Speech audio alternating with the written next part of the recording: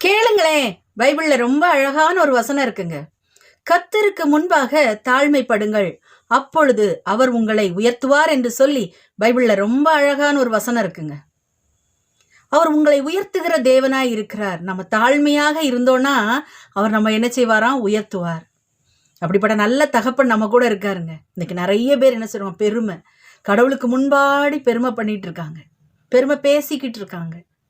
நான் உங்களுக்கு கோயில் கட்டினேனே, கால்நடையா வந்தேனே, நிறைய அன்னதானம் போட்டிருக்கேன் அப்படின்னு பெருமையா பேசிட்டு இருக்காங்க. நான் இல்லாம ஒன்றும் முடியாது, எங்க சர்ச்சில் நான் தான் எல்லாம் அப்படின்னு இன்னைக்கு நிறைய பெருமை பேசிட்டு இருக்காங்க. பெருமை உள்ளவர்களுக்கு கர்த்தர் எதிர்த்து நிற்கிறார். பெருமை உள்ளவர்களுக்கு எதிர்த்து நிற்கிறார். சாந்த குணம் உள்ளவர்களை நேசிக்கிறார். அப்படிப்பட்ட தேவன் தாங்க நம்மளுடைய தேவன். அப்படிப்பட்ட நல்ல தகப்பன் நம்ம கூட இருக்கிறார். அவர்கிட்ட தாழ்மையாக இருப்போம்.